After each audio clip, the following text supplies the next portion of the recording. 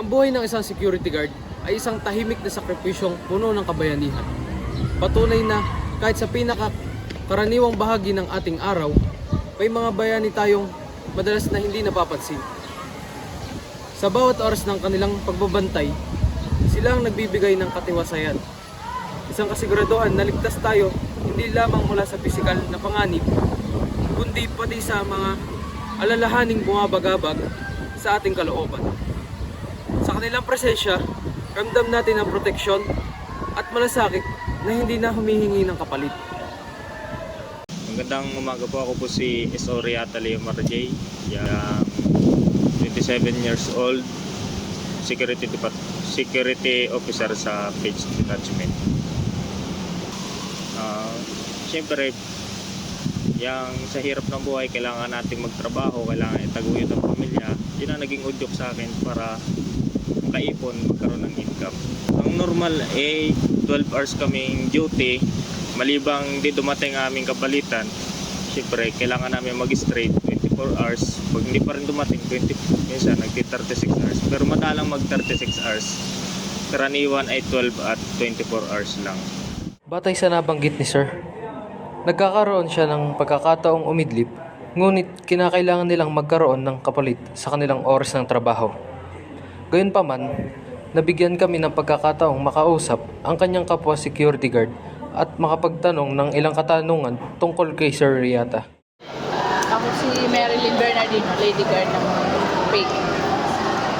Ito yung mabantayan yung mga batang mag-aaral para yung mapatupad yung kanilang dapat gawin.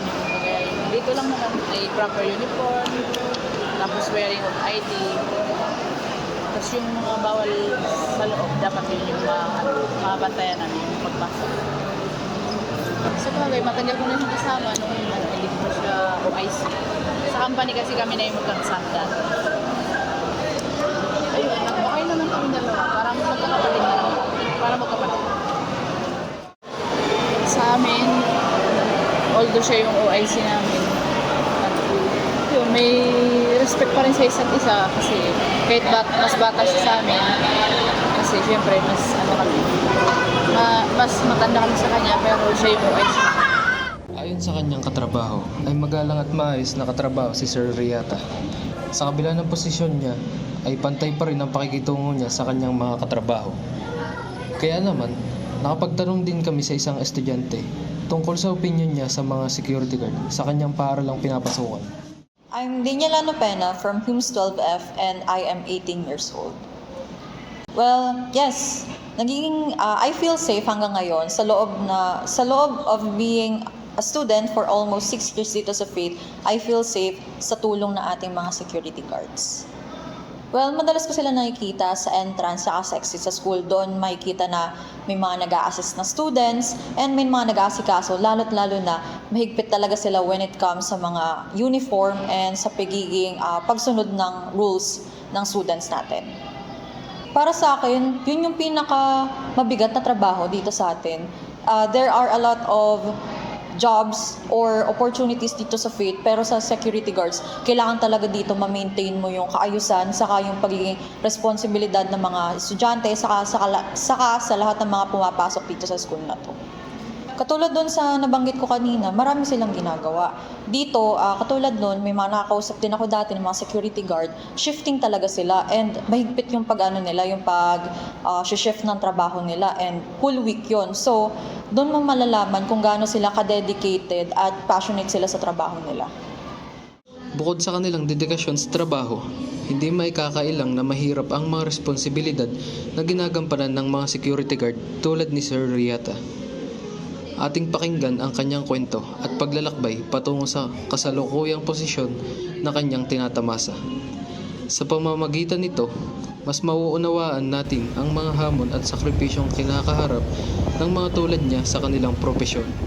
Pagka-graduate ko ng college, pumunta ako dito sa Batangas para mag-apply. Hindi agad ako naging security guard doon. Muna ako na company. Tapos, yung security guard nag-apply ako ng lisensya muna. Tsaka ako dumuted. Unang duty ko ay dito sa Santo Tomas. bago pa ako napunta ulit dito sa Faith. Memorable. Yun dito na sa Kwan siguro. Yun dito na duty ko sa Faith. Noong nakaraang ano ba yun? Yung may concert dito. Isa yun sa pinakang mahirap pero masaya namin karanasan dito sa pag-duty. Mahirap kasi sobrang daming tao, sobrang daming may mga outsider pa. Tapos crowded talaga. Masaya naman kami dahil sa kabila noon, naggampanan namin yung aming trabaho na perform namin ang ayos ang aming duty at natapos ang matiwasay.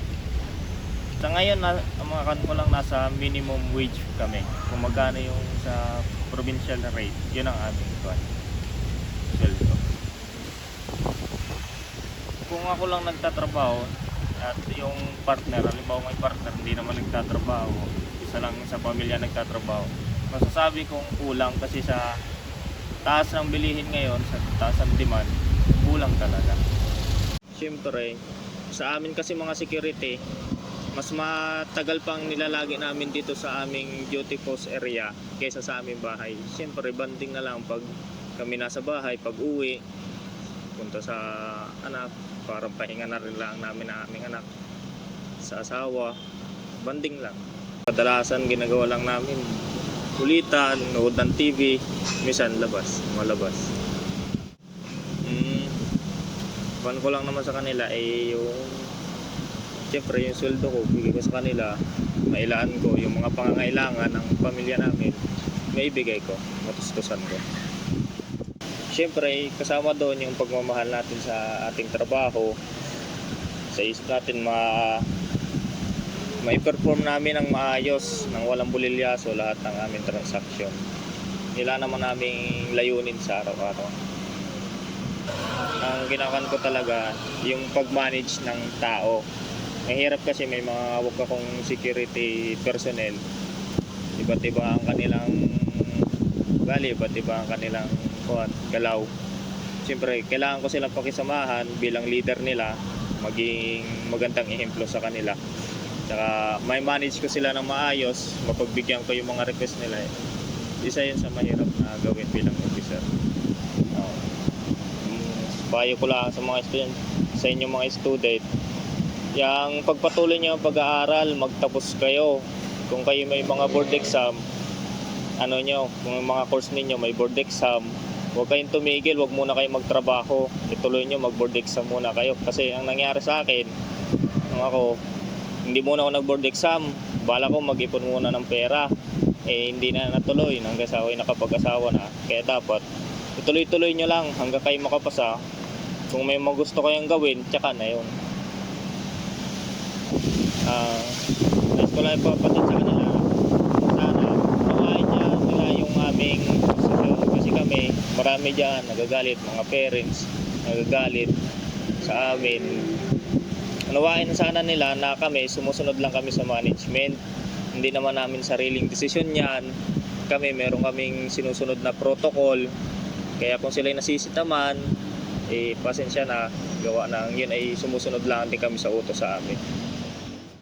Ano po yung nais nyo sabihin, mensahe sa sarili nyo?